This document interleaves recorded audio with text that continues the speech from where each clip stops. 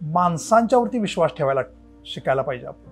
नवीन जुनं हा भेद न करता नवीन काय आणलंय हे बघण्यासाठी ते उत्सुक होते. तर लेखकाला कधीच विचारू नका पूर्वी काय केलंय, लेखकाला विचारा तुम्ही नवीन काय करणार आहात. अरे कंटेंट ओरिएंटेड फिल्म्स बनणं फार गरजेचं आहे. आज जी काय मराठीची अवस्था आहे ते मराठीची अवस्था त्याला कारण त्याचं आहे की आपण कंटेंट देत नाहीये, आपण पण भुलल्यासारखंच वागायला लागलो. आपल्याकडं ट्रेंड लोकच नाहीयेत.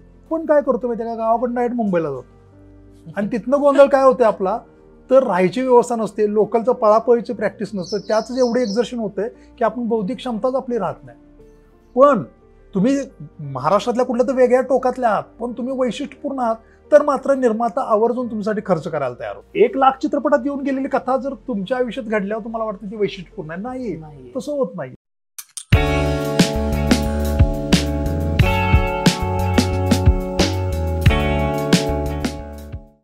सर इथलं वातावरण वगैरे मला म्हणजे जाम आवडले. मी विचार करत होतो की हे लोकेशन एखाद्या फिल्मसाठी जाऊ शकतं, जिथे निसर्ग आहे, बऱ्यापैकी सगळ्या बाजूने डोंगर आहेत. तर आधीपासून राहत होता का आत्ता शिफ्ट झाला कसं? ऍक्च्युली आधीपासून इथं राहतोय आणि मुळात आम्ही खेडेगावातले लोक असल्यामुळं आम्हाला वाटलं की अशा ठिकाणी राहावं की जिथं खेड्याचा फील येईल आपल्याला, म्हणून हे ऍक्च्युली परिसर निवडला. तुमचं गाव कुठलं सर? आम्ही प्रॉपर इस्लामपूरचे. इस्लामपूरचे. आणि अल्लड पल्लड फिल्मसाठी तुम्हाला शुभेच्छा सर. विशेष म्हणजे अल्लड पल्लड फिल्म चालते, त्या चालण्यासाठी कुठली फिल्म चालण्यासाठी मार्केटिंग खूप महत्वाचं असतं. मार्केटिंग असेल तर आपण ऑडियन्स पर्यंत पोहोचतो आणि फिल्म चालते. तर सर सगळ्यात महत्वाचं तुम्हाला शुभेच्छा देणं खूप महत्वाचं आहे. आपण डिरेक्टरला देतो, ऍक्टर्सला देतो, पण ज्यांनी मार्केटिंग केली, ज्यांनी लोकांपर्यंत पोहोचवली फिल्म, त्यांचं तेवढं श्रेय. तर त्याचा अनुभव काय तुमचा? ऍक्च्युली ज्याला प्रीतम आणि अजयने मला कॉन्टॅक्ट केला की सर असा असा सिनेमा येतोय आणि त्याच्या प्रमोशनला मदत कराल का. मी अक्षर मानवचा वितरण विभागाचा महाराष्ट्राचा अध्यक्ष आहे आणि आमची अक्षर मानवची एक स्ट्रॅटेजी आहे की जे सिनेमे चांगले आहेत, दर्जेदार आहेत, त्याच चित्रपटांना प्रमोट करायचं. आणि त्या प्रमोशनचा एक भाग म्हणून ज्याला आम्ही आडल्याल पड्याचं प्रमोशन हातात घेतलं, त्याला ते अजय आला, त्यांचा असोसिएट डिरेक्टर, आणि त्यांना मला घरात येऊन फिल्म दाखवली. मला फिल्म प्रचंड आवडली. म्हटलं ठीक आहे, डन, आपण त्या फिल्मचं प्रमोशन करू.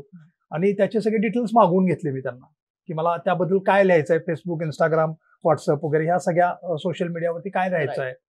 तर ते सगळं मागवून घेतलं, त्यांनी दिलं. मग मी त्याचे कंटेंट लिहिले आणि मग त्याचं प्रमोट करायला लागलो. अक्षर मानव हे हा जो कुठलाही सिनेमा आहे चांगला दर्जेदार, तो सिनेमा 36 जिल्हे आणि 45,000 गावापर्यंत पोहोचावा यासाठी प्रयत्न करत राहते. आणि आमची टीम आहे, जवळजवळ आमचे 23,000 कार्यकर्ते आहेत आणि त्यांच्या माध्यमातून आपण हे सिनेमे लोकांच्यापर्यंत पोहोचवायचा प्रयत्न करत राहतोय. एक सगळ्यात महत्वाची गोष्ट आहे, असं समजा ऍक्च्युली तुमच्या माध्यमातून मी सगळ्यांना सांगू इच्छितो की जर समजा कोणाला वाटलं की मी ह्या टेरिटरीमध्ये सिनेमा लावला आणि तिथलंच प्रमोशन करा, तर नाही, अक्षर मानव ते नाही करत. अक्षर मानव बेसिकली चांगले कंटेंट, चांगले सिनेमे हे सगळ्या लोकांच्यापर्यंत पोहोचवण्यासाठी प्रयत्न करत असते.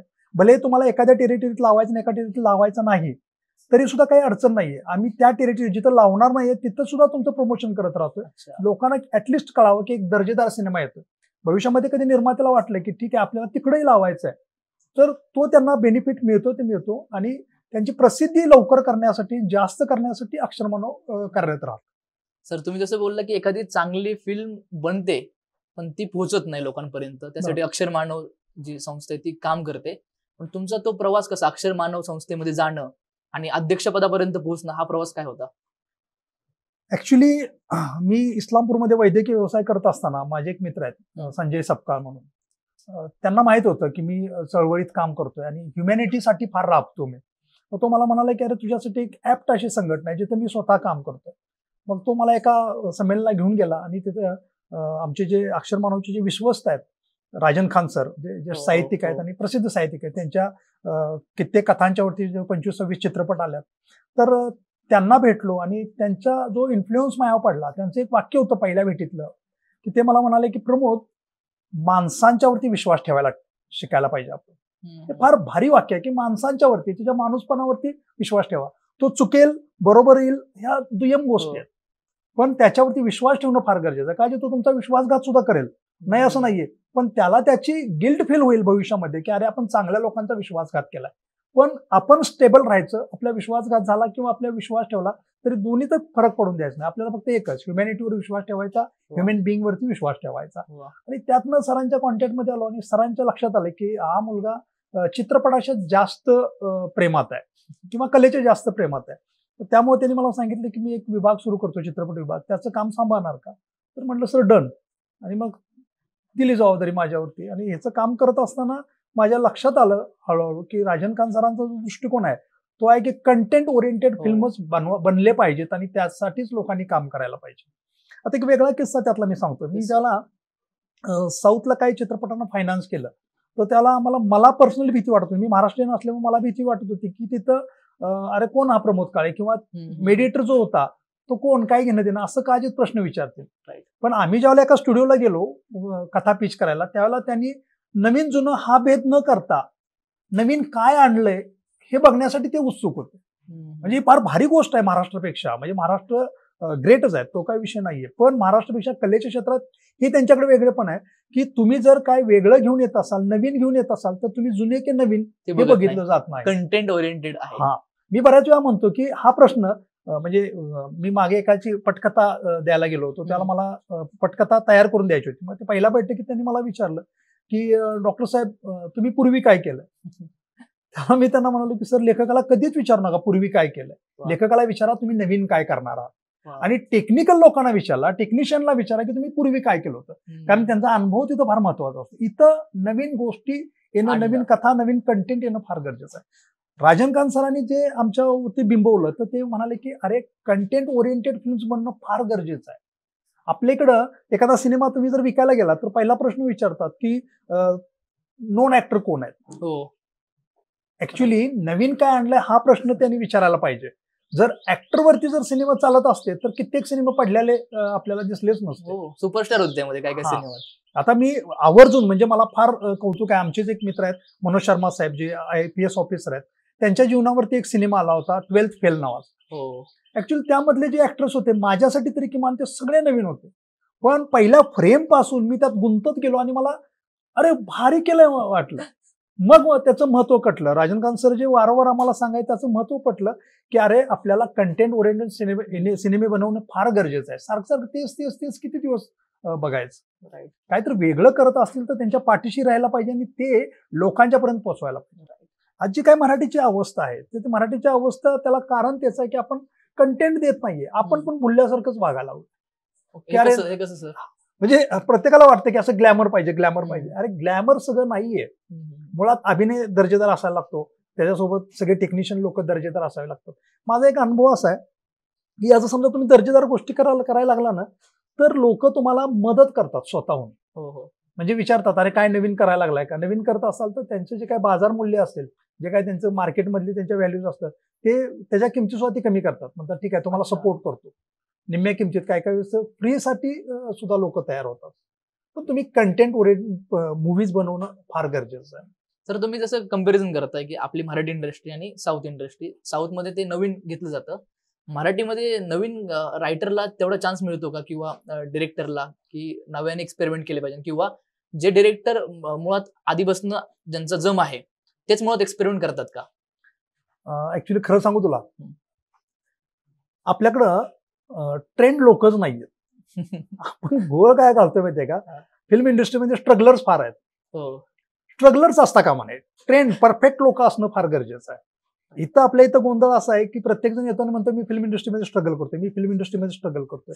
अरे स्ट्रगल का करताय तुम्ही, प्रस्थापित का होत नाही? मानसिकदृष्ट्या आणि बौद्धिकदृष्ट्या प्रस्थापित होणं फार गरजेचं आहे पहिल्यापासून. तुम्ही गाव लेवल पासून काम करायला सुरुवात करा, तुमचं वैशिष्ट्य जपा, तुमचे वेगळेपण जपा. गावातले लोक सुद्धा तुमचं कौतुक करतात. परत तालुका लेवलला या, जिल्हा लेवलला, राज्य लेवलला या. हे टप्पे आहेत, प्रत्येकाच्या आयुष्यात येणारे ते टप्पे आहेत. आपण काय करतो माहिती का, गावाकडून डायरेक्ट मुंबईला जातो आणि तिथनं गोंधळ काय होते आपला, तर राहायची व्यवस्था नसते, लोकलचं पळापळीची प्रॅक्टिस नसतं, त्याच एवढे एक्झर्शन होतंय की आपण बौद्धिक क्षमताच आपली राहत नाही. मी तर नेहमी असं म्हणतो की ज्यांना ज्यातलं नॉलेज नाही त्यांनी पहिल्यांदा परिपूर्ण नॉलेज घ्यायला पाहिजे आणि मग यायला पाहिजे. ऍक्च्युली मी असा विचार करतो की हे मला सांगण्याचा अधिकार आहे का, कारण की मी माझं कॉलेज चालू असताना 93 पासून युथ फेस्टिवल वगैरे या सगळ्या गोष्टी करत होतो. कुठे तुम्ही कॉलेज? इस्लामपूरला? हा, नाही, सांगलीला वसंतदादा मेडिकल कॉलेजला मी होतो. तर तिथं असताना युथ फेस्टिवल वगैरे आम्ही करायचो आणि युथ फेस्टिवल करत असताना तिथला अभिनय वेगळा होता. आणि ज्यावेळेला मी ऑडिशन द्यायला सुरुवात केली 98 पासून प्रॅक्टिस करत असताना ऑडिशन वगैरे द्यायला सुरू केलं, आज मला हसा येते की मी खरंच चुकीच्या पद्धतीने ऑडिशन देतो. म्हणजे 98 पासून हम्म. 2019 पर्यंत अरे मी नुसती ऑडिशन देत होतो.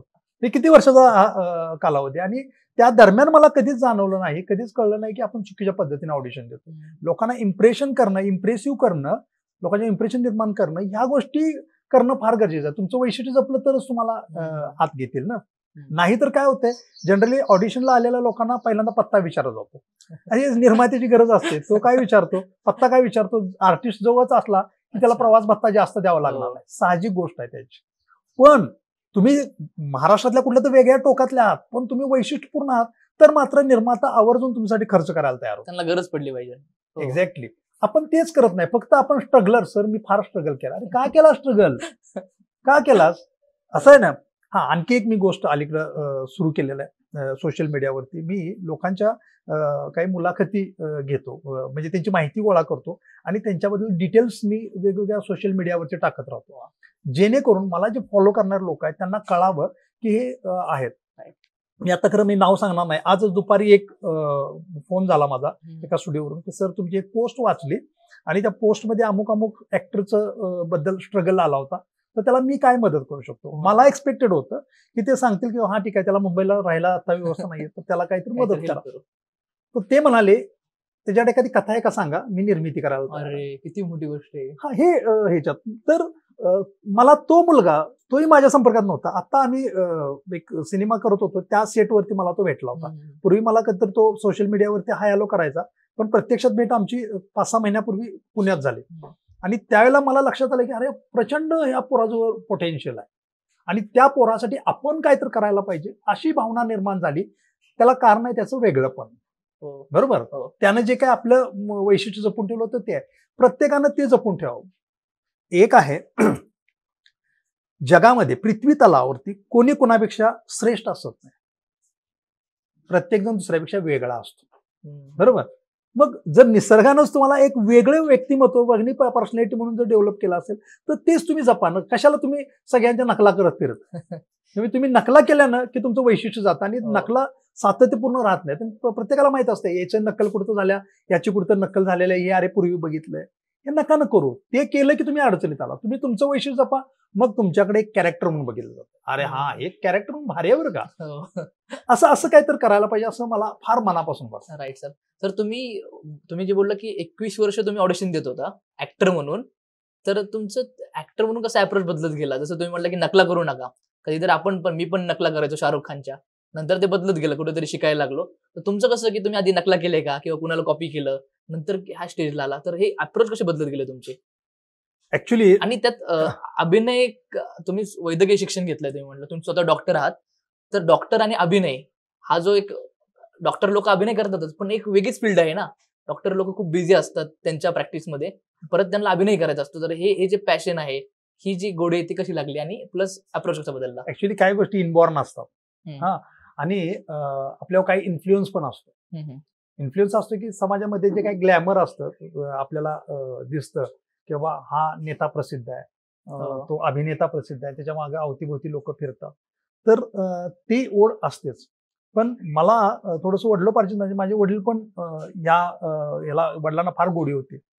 चित्रपट वगैरे बघायचे आणि आम्हाला घेऊन जायचे ते सिनेमाला वगैरे, आणि त्यामधनच ते अशी हळूहळू ओढ राहायला लागली. आणि कॉलेजला असताना माझे एक सिनियर होते, अभय कुलकर्णी नावाचे. तर ते मला म्हणजे मी धिप्पाड दिसतोय, बॉडी बिडीची चांगली आहे म्हणून दगड नावाच्या एका एकांकिकेमध्ये मला त्यांनी घेतलं. अच्छा. आणि त्याला मला ऍक्च्युली अभिनय म्हणजे काय माहित नव्हतं, पण त्यांनी सांगितलं की हा दिसतोय बरा, तिथं शोभेल एक कॅरेक्टर म्हणून, आणि म्हणून त्याला घ्या, त्याची गरज होती म्हणून. आणि ते करत असताना अभिनय येत नव्हता, ही सगळ्यात चांगली गोष्ट होती माझ्यासाठी. मी माझ्या पद्धतीने करायचं. आणि मग अभय कुलकर्णी म्हणाले की अरे प्रमोद डन, हे सोडू नकोस तुझं. म्हटलं का सोडेन, ती मीच आहे. आणि मग ते तसंच छोट्या एकांकिका वगैरे ह्या सगळ्या फेस्टिवल गाजवायचे, स्पर्धा वगैरे ह्या सगळ्या सुरू झाल्या. पण ज्याला मी नाट्यशास्त्राचा अभ्यास करायला लागलो शिवाजी युनिव्हर्सिटी कोल्हापुरात, त्याला मात्र आणखी मला जाणवायला लागले की अरे आपण अभिनयात घुसायला पाहिजे. Right sir. आणि तुम्ही सर फायनान्स पण करता, तर फायनान्सर म्हणजे काय? आपल्या फील्डमध्ये प्रोड्युसर आहे, फायनान्सर आहे, पब्लिसिटी करणार आहे, तर हे जे टप्पे तुम्ही सगळंच करता. तर फायनान्सर म्हणजे काय, नंतर प्रोड्युसर म्हणजे काय, त्यात तुम्ही काय काय काम केलेलं आहे, ह्याच्याबद्दल आम्हाला सांगा. ऍक्च्युली माझा प्रवास असा व्हायला पाहिजे होता, असा मी ऍक्टिंग करायला पाहिजे होती अगोदर, नंतर ऍक्टिंगचा अनुभव घेतल्यानंतर कथा किंवा पटकथा लिहायला पाहिजे होती, रायटर म्हणून यायला पाहिजे होतं. आणि नंतर हळूहळू करत निर्मिती असेल किंवा पब्लिसिटी असेल, आता वितरण करतो मी किंवा इन्फ्लुएन्सर म्हणून काम करतो, असे एक एक एक एक टप्पे यायला पाहिजे. माझ्या बाबतीत झालं काय, एक दिवस एक राज्यनाट्य स्पर्धा बघत होतो आणि राज्यनाट्य स्पर्धा बघत असताना तिथली एक एकांका ते नाटक पहिलं आलं होतं, आता कसं करू नावाच, आणि मला एवढं आवडलं, ते फार आवडलं. त्याचे जे डिरेक्टर, लेखक डिरेक्टर आहेत संदीप दंडवते, त्यांना मी गाठलं आणि संदीपला म्हणालो की संदीप ह्याचं काय करायचं असते पुढं, म्हणजे स्पर्धा झाल्या पण बाकीच्या लोकांना, माझ्या गावकडच्या लोकांना माहित नाही काय करायचं, याचं म्हणजे बघायला कसं मिळेल ते. तर सर म्हणाला की हे गावोगावी फिरवायला लागतंय. मग म्हटलं तुम्ही फिरवत नाहीये, त्याला पैसा लागतो म्हटले. मग काय करायचं, तर मला म्हणाले की कोण पैसे लावत असेल, म्हणजे कलाकारांचं मानधन असेल, हे लाईट वगैरे सगळं सेट असेल, हे सगळं तयार करून घ्यावं लागतं किंवा भाड्यानं घ्यावं लागतं, तर त्यासाठी लागतं. म्हटलं किती लागतं, मला एक एस्टिमेट दे. त्याने एक अंदाज दिला. मी म्हटलं डन, आपण करू. मग त्याचे खूप सारे प्रयोग मी अहमदनगर जिल्ह्यामध्ये केले पहिल्या लॉकडाऊनच्या वेळी, 2019 वगैरे काय तर तो लॉकडाऊन, पहिला लॉकडाऊन मध्ये आम्ही जवळजवळ 29 प्रयोग केले त्याचे. एक 2 महिने 1.5-2 महिन्यात आम्ही 29 प्रयोग केले आणि चांगलं तुफान ते नाटक गाजवलं. आणि लॉकडाऊन पडला आणि मग ते थांबलं सगळं. तर मीनवाईल सगळे कलाकार विस्कळीत झाले, सगळे बाजूला गेले. आणि लॉकडाऊन मध्येच संदीपचा एक दिवस मला फोन आला की सर एक कथा डोक्यात आहे, आपण काय चित्रपट करूया का. मजेशीर गोष्ट आहे की मला मुळात ऍक्टिंग करायची होती आणि त्यांना ऑफर दिली की चित्रपट निर्मिती करूया. मग त्याने एक XYZ बजेट दिलं आणि मग तोही नवीन होता, आम्ही सगळे कलाकार नवीन, पण नाटकानिमित्त आम्ही एकत्र आलो होतो, त्यामुळं उत्साह वाटायचा की चला आपण मिळून काहीतरी करू. आणि मग एडिटिंग हा जसा करतो तसं, हा चला एक एडिटर आपल्या घरचा आहे, डबिंग आपल्या गावाकडे स्टुडिओ आहे, मग असं एक फार उत्साहानं पॅशनेटली आपण ते करायला सुरुवात केली. आणि त्याचं जे बजेट XYZ ठरलं होतं, ते बजेट जेवणासाठी आणि पेट्रोलसाठीच खर्च झाला. अरे म्हणजे जे कोण नवीन निर्माते होणार आहेत त्यांनी खरं या गोष्टी शिकून घ्यायला पाहिजे. मग ते बजेट सगळं खर्च झालं, पण असं म्हणतात ना, ते घोंगड्यावरती माणसं बसली की सगळं पारायण ऐकायला लागतं, तसा कायचा किस्सा झाला. मग हळूहळू त्याचं बजेट गेलं तर ते जवळजवळ 50 लाख वरती ते बजेट गेलं.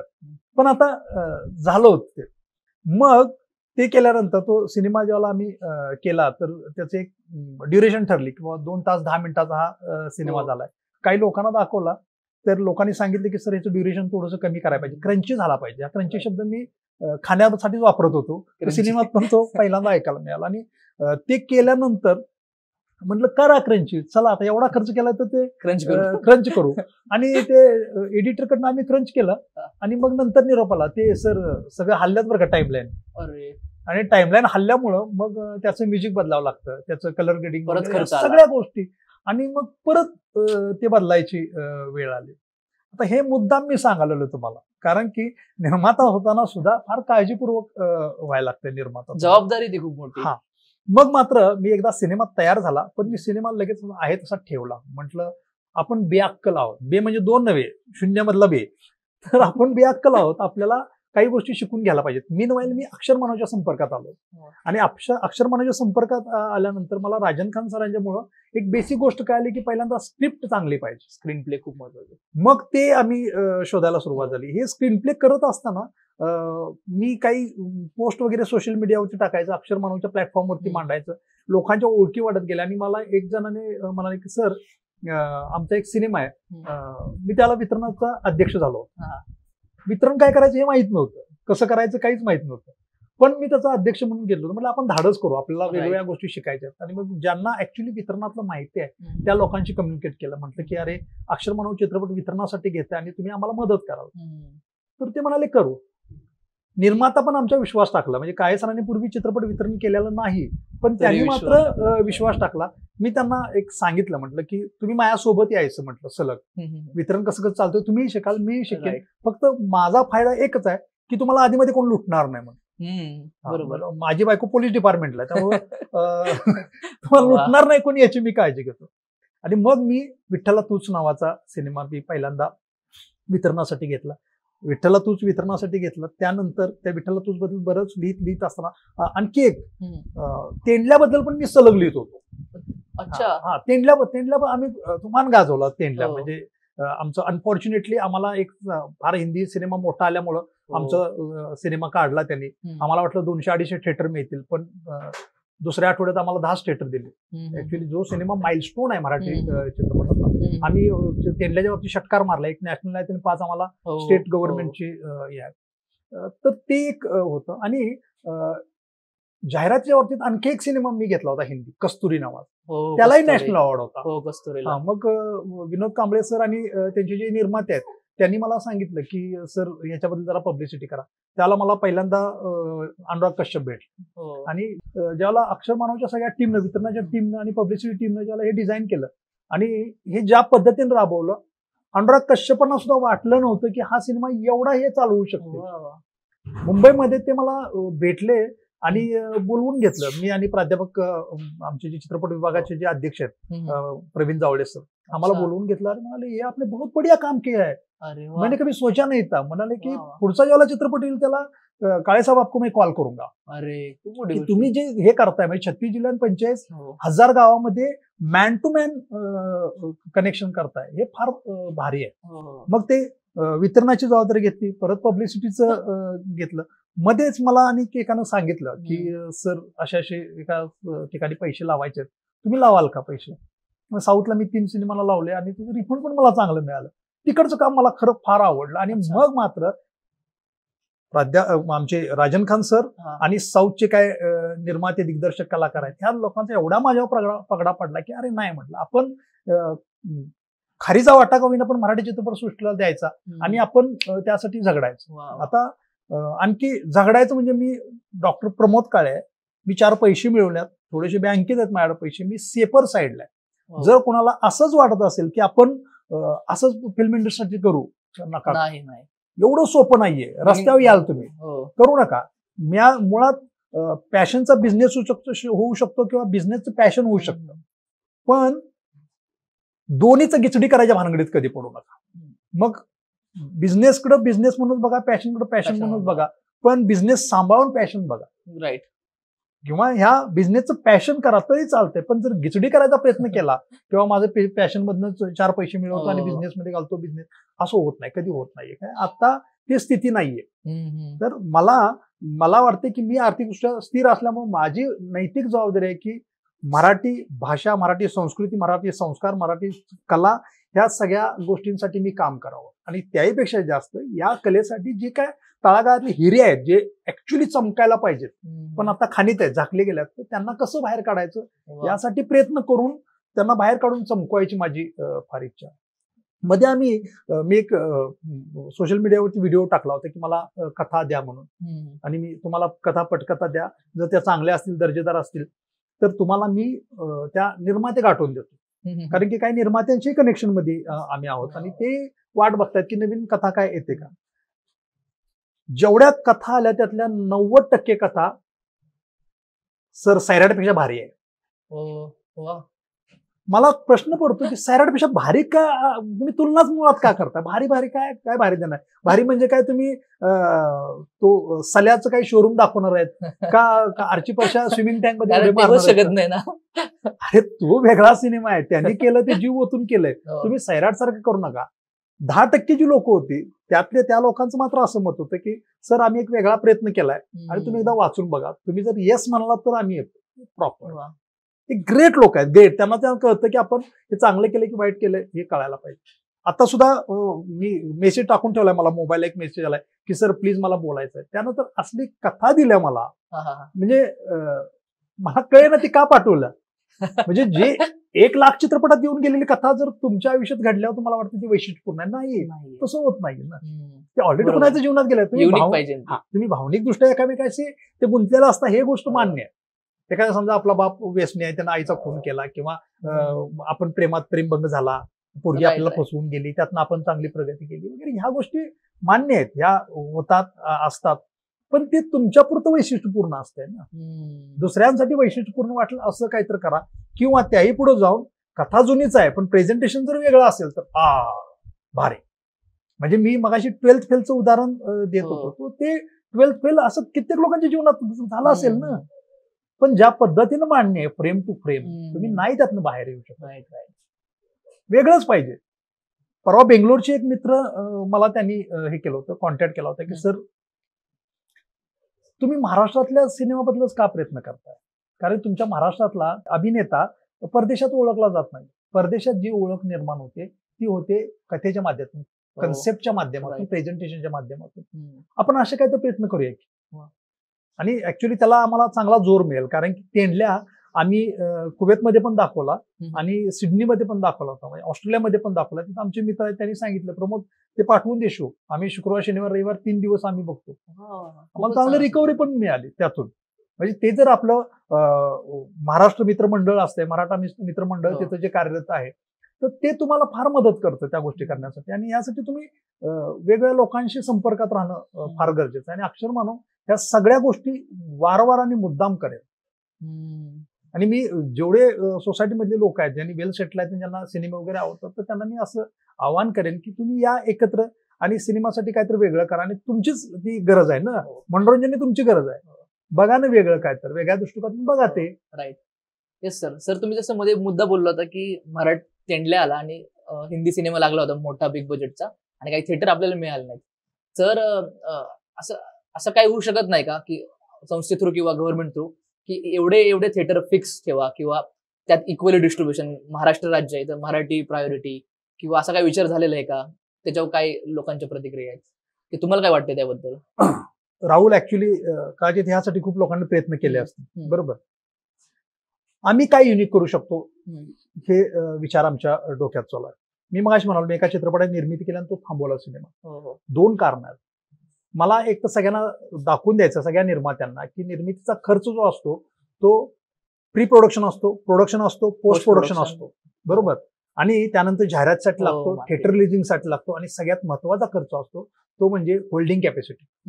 म्हणजे समजा एक विशिष्ट कथा असेल आणि ती विशिष्ट काळातच रिलीज करायची गरज असेल, तर तुम्ही तो सिनेमा तुमच्याजवळ ठेवायला पाहिजे. राईट. पैसे अडकल्यात, कर्ज झालंय म्हणून तो रिलीज करत असा तर तुमचं गणित फसण्याची शक्यता दाट असतं. सुदैवानं माझा जो सिनेमा आहे तो कधीही रिलीज करा, तो चालू शकतो. पण मी कर्जात नसल्यामुळं मी हा विचार केला की अरे आपण बघू हा सिनेमा योग्य वेळेस कधी बाहेर काढायचा. राईट. एक. दुसरी गोष्ट, समजा तो सिनेमा मी बाहेर नाही काढला तर दुसरा एक प्रयोग मी करेन, ज्याला माझी टीम, म्हणजे आता 23,000 लोक आहेत, ते 50,000 लोक वगैरे झाली की त्यांनी ठरवलं की सर आम्ही सिनेमा बघतो. असं जर त्यांनी ठरवलं तर कदाचित आम्ही हा सिनेमा पेनड्राईव्ह घेऊन खेडोपाडी नेऊन दाखवू. म्हणजे काही समाज मंदिरं असतील, काही गोडाऊन असतील, शाळा असतील, हायस्कूल असतील, कॉलेजेस असतील, जिथं सार्वजनिक ठिकाणी दाखवणं शक्य आहे तिथं आम्ही तो सिनेमा दाखवू आणि लोकांना 5-10 रुपये दाखवू. याचा फायदा काय होईल, त्या गावातली जी मुलं असतील, जे दाखवणार असतील, त्यांना सांगू की आम्ही तुम्हाला तो सिनेमा ऑनलाईन पाठवून देतो, ओटीपी त्याचा आला की तुम्ही तो सिनेमा तिथं दाखवा. त्या पोरांना ते जे काही फायदा होईल त्यातले 30% ते काढून घेतील स्वतः, आणि उरलेली रक्कम निर्मात्याला परत देते. म्हणजे माझा सिनेमा असेल किंवा कुणाचा सिनेमा असेल, तो एक प्रयोग फार होईल. म्हणजे माहेरची साडी हा सिनेमा खेडोपाडी नेऊन दाखवला त्याने आणि परत निर्मात्याने विजय कोणकेनी मोठ्यानं पैसा आणला घरी, पण तो प्रयोग केला ना त्यांनी. आपल्यालाही करायला काही अडचण नाहीये. म्हणजे मी म्हणतो माझा सिनेमा त्यासाठी वापरला तरी चालेल, काही अडचण नाही, पण एक वेगळं हे होईल. आपण किती दिवस थिएटर मिळालं नाही आणि या तक्रारी करत बसणार आहे? अरे आपली यंत्रणा उभा करू ना, आज नाही तर उद्या. आणि ती गरज आहे. राईट. मराठीची गरज आहे का मराठीची? कारण मराठी एवढं परवाच्या कार्यक्रमाला तुम्ही होता का? होतो ना. त्यावेळेला पण मी सांगितलं की मराठीवाले हिंदीवाले साऊथवाले परत मराठीकडे यायला लागल्यात. गाण्याच्या बाबतीत मी सांगितलं, पुष्पाचं उदाहरण दिलं होतं. जर त्यांनाही आपल्या गाण्यांचं कौतुक असेल, आपल्या कलेचं कौतुक असेल, आपण जे काय गोष्टी कंटेंट वगैरे त्याचं कौतुक असेल, तर आपण का सोडून तिच्या मागणं पळायला लागलोय तेच कळणार झालं. म्हणजे केजीएफ आला तो तर एकाच रिजनल सिनेमा आहे ना, पण ग्लोबल झाला ना तो, कारण त्यांनी ते धाडस केलं. आपण पण फार जीव तळमळतो की अरे आपण पण वेगळं काय करू, धाडस करू. एक्झॅक्टली. मी म्हणजे मला वाटतंय मागच्या 2 महिन्यात 7-8 चित्रपट आले होते की सर तुम्ही तुमची अमाऊंट सांगा, जाहिरातीला किती घेताय आणि आम्हाला सांगा. सिनेमाच नाहीत आवडले. सिनेमे तुम्ही एवढे का बंडल सिनेमे बनवते की तुमची रिकव्हरी होऊ शकणार नाहीये त्यामधून. तुम्ही स्क्रिप्ट लेवलला या. आता इथं आपण जे बसलोय ना ह्या गॅलरीत पलीकडच इकडे दरी आहे. मी लोकांना सांगतो या इथं कथा आवडली तरच, नाही इथं दरीतच टाका ती पलीकडे. राजन खान सरांनी स्ट्रिक्ट सूचना दिल्या, जर चांगल्या नसतील तर दरीत फेका त्या कथा, त्याला कन्व्हिन्स करा फेकून दे म्हणून. हेल्प करतो आम्ही. आम्ही फेकायला मदत करतो. चेष्टेमध्ये भिजवून टाका, नाही तर दरीतनं परत वाऱ्यानं वर येईल. तर आणि ते दुसऱ्या भेटायची जो तुमच्याकडे देत होतो सर तुमची पोस्ट बघितली.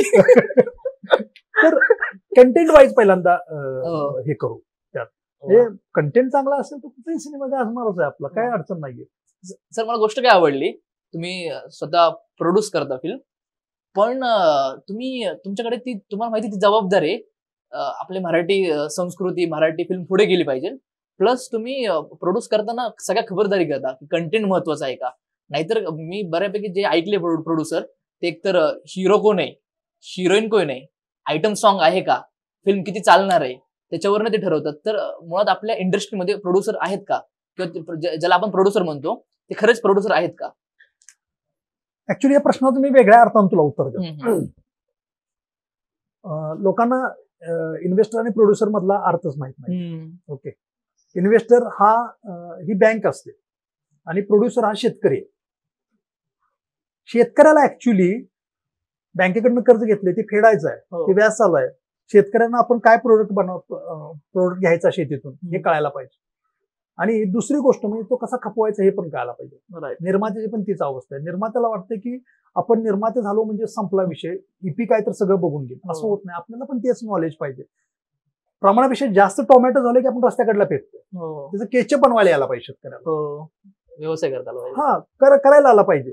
किंवा आपल्या मालाला किती भाव मिळवायचा हे ठरवायला, दर्जा ठरवायला पाहिजे. आपल्याला मार्केटमध्ये काय येणार आहे आणि आपल्याला काय, ह्याचा जर अंदाज तुम्हाला आला नाही तर फार वाईट असते. म्हणजे महाराष्ट्राचा शेतकरी जो काय आत्महत्या करतो सेम अवस्था ह्याची होते, निर्मात्याची होते. एक आता वेगळा मुद्दा मांडतो, म्हणजे मी असं मला सारखं डोक्यात येतं की आम्ही हा एक प्रयोग केलेला आहे पूर्वी. कुठला प्रयोग केलाय मी इस्लामपूरचा आहे आणि आम्ही इस्लामपूरमध्ये आविष्कार कल्चरल ग्रुप चालवतो. त्याचं स्वरूप अत्यंत छोटं होतं.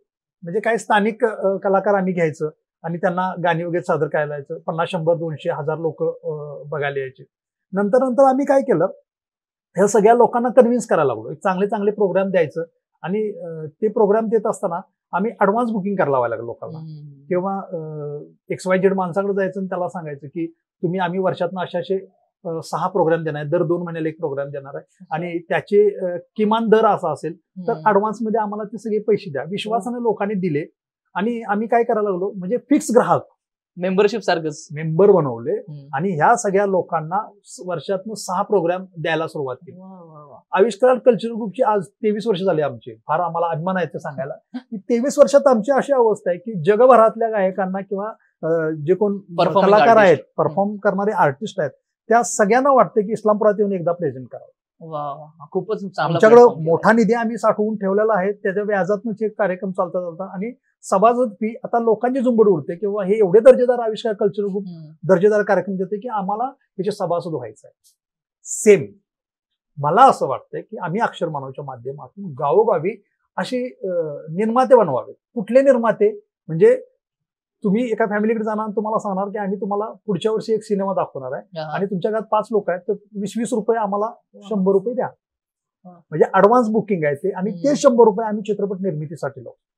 म्हणजे क्रिएट होईल, कंटेंट क्रिएट होईल. 1,00,000 लोकांच्याकडनं घेतले, 100 गुणिले 1,00,000 झाले तरी सुद्धा मोठी रक्कम आपल्याकडे जमा.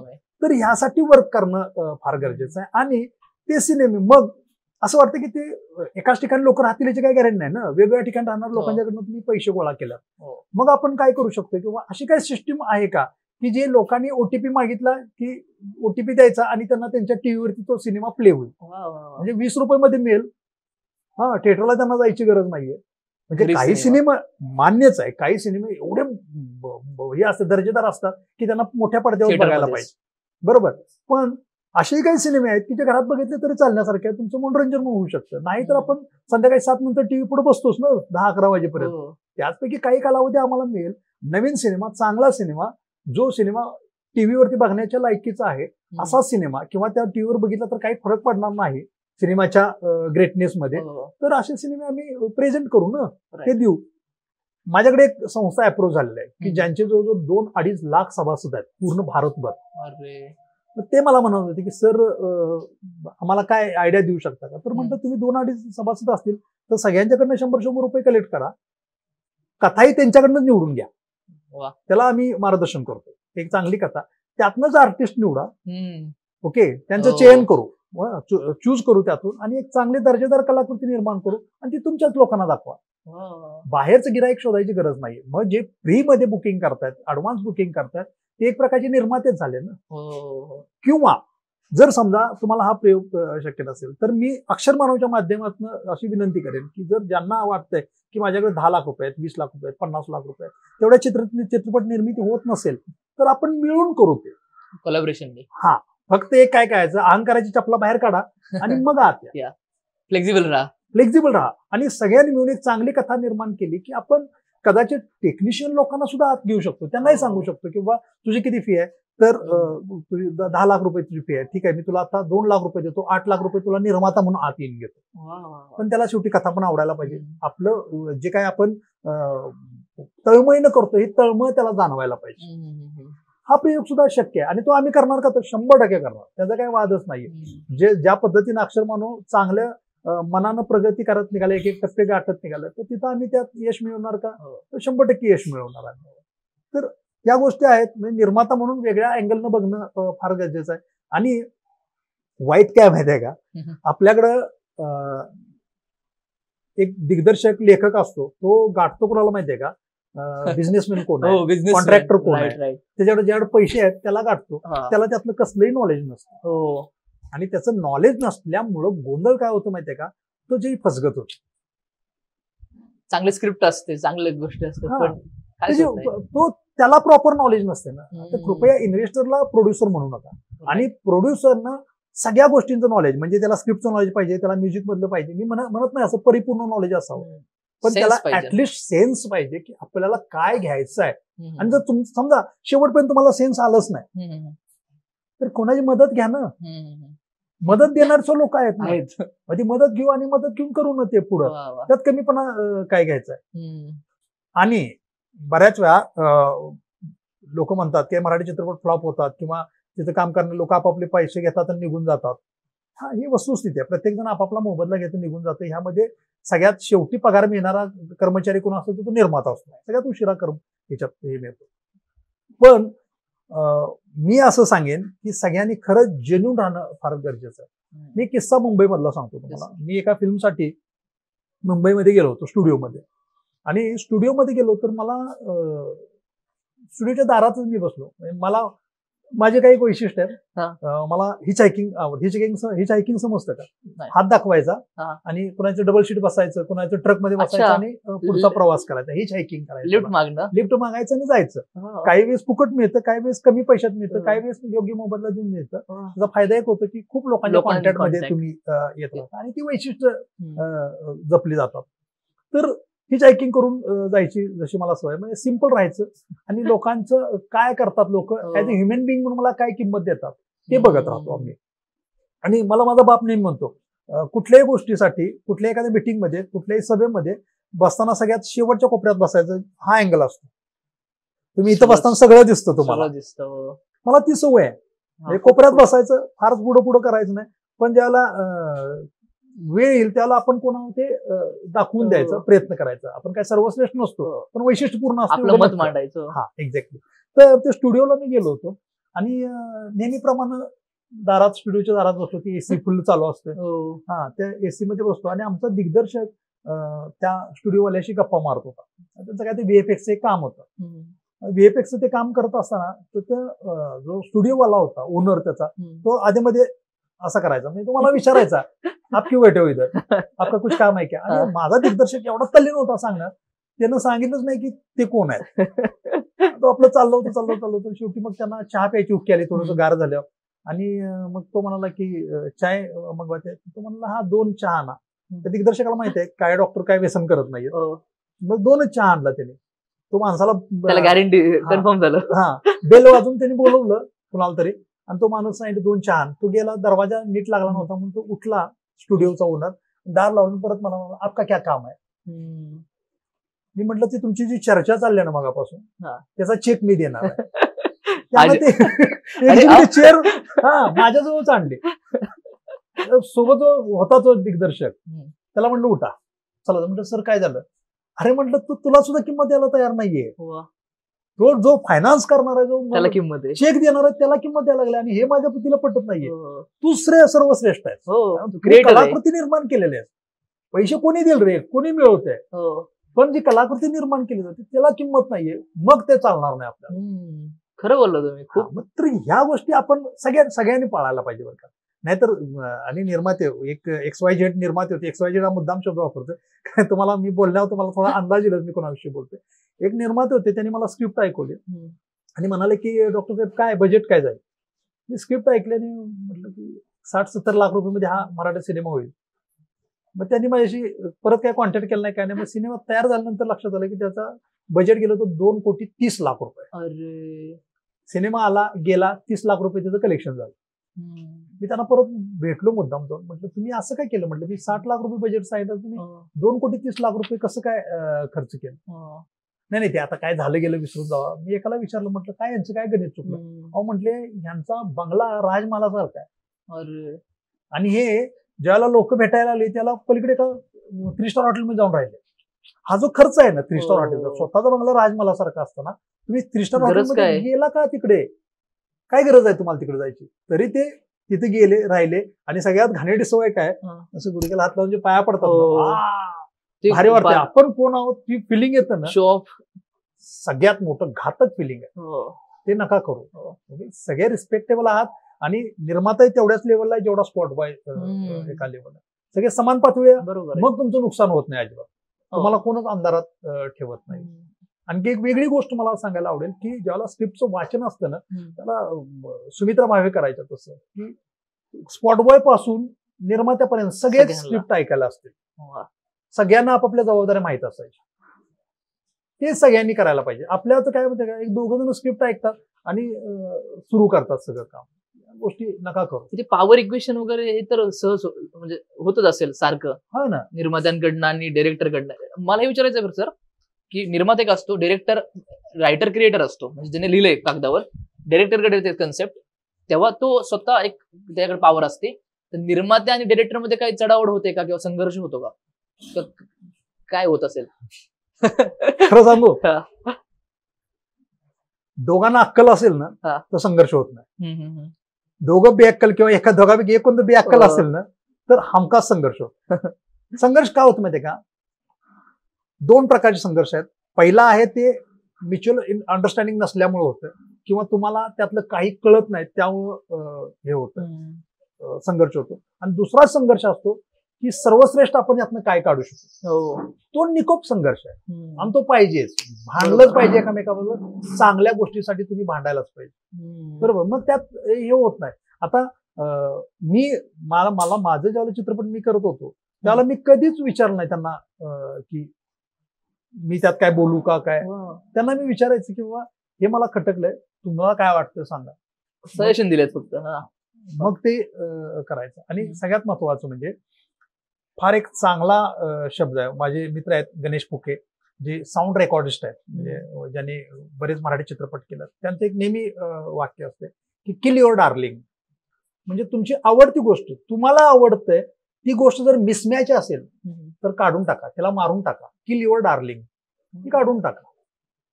मिसमॅच आहे ना, अरे बाबा एकदम भारीतला डायलॉग, ऐतिहासिक डायलॉग आठवला, पण तो डायलॉग जर तिथं सूटच होत नसेल, राईट, तुला आठवला, तुला जर जमला म्हणून ती घेण्यात काहीच पॉईंट नाहीये. सूट झालं पाहिजे त्या फॉर्मला, सूट व्हायला पाहिजे त्या फॉर्मला.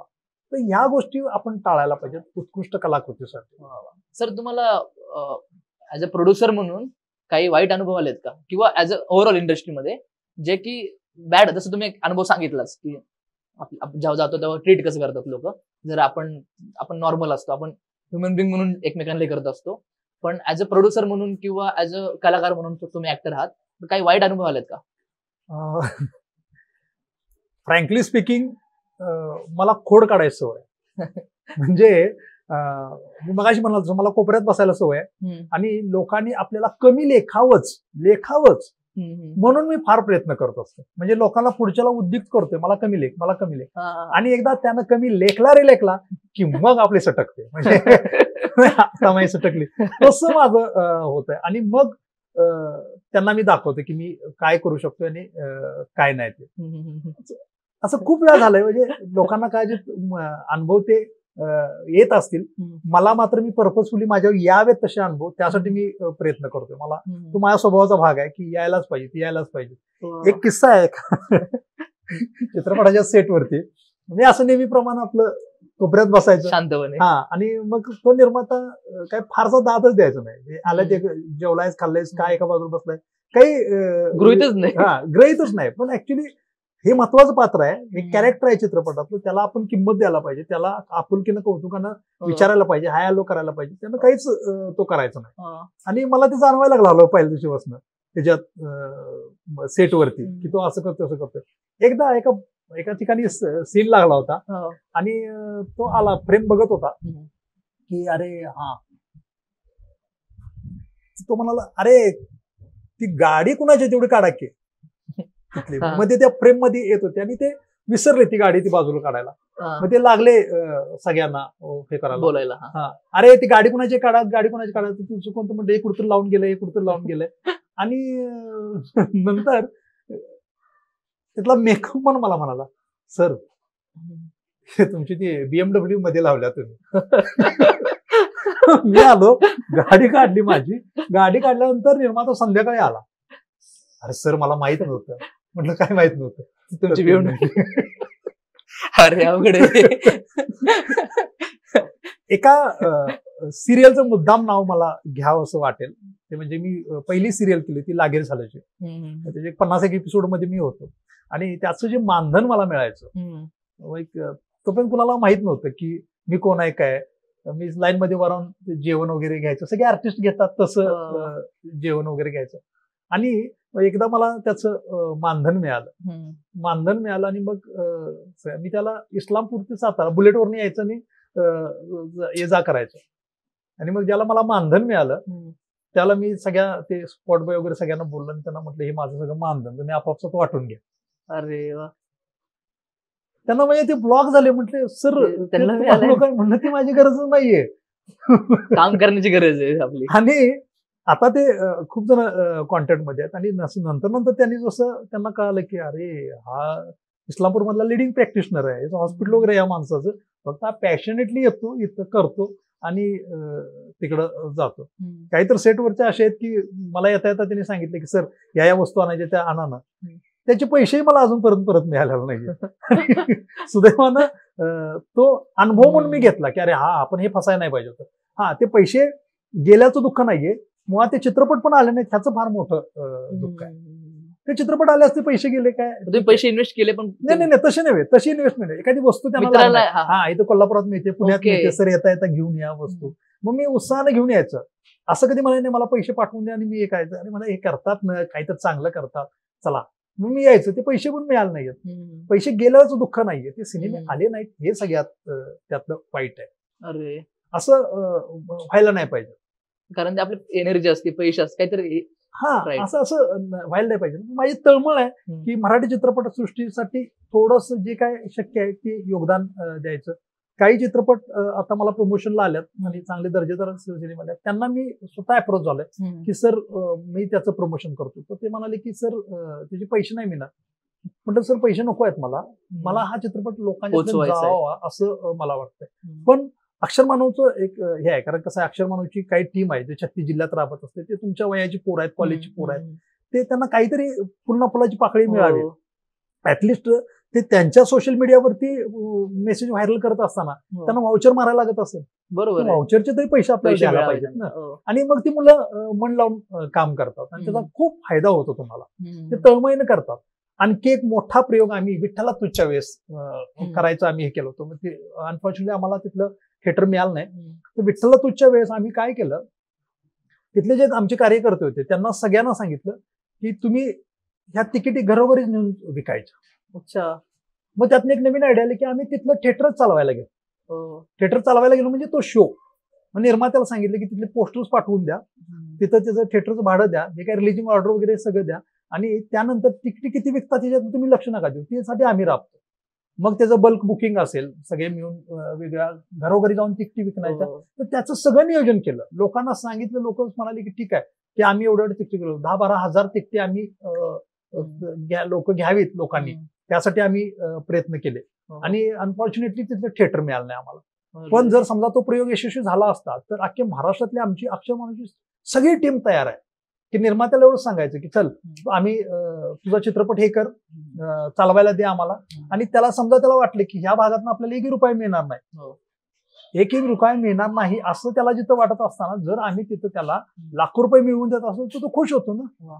तो म्हणतोच, म्हणजे त्याला आम्ही डीलच असं केलं होतं की तुला नेट प्रॉफिट, म्हणजे तुझा खर्च वजा जाता उरलेल्या रकमेतने 30% आम्हाला दे. बरोबर आहे. ही जी मुलं आहेत ना त्यांना मिळू दे, म्हणजे त्यांना उदरनिर्वाह साधन मिळालं. आणि तुझा सिनेमा घरोघरी पोहोचवायचं काम त्यांनी केलं, म्हणजे जाहिरात आम्ही करू आणि वरून तुझ्या तिकिटी खपवायला पण आम्ही मदत करू. अशा काही टॅक्टिक्स जर वापरल्या तर मराठी सिनेमाचं काही अडचणीचं काम होणार नाही असं मला पर्सनली वाटतं.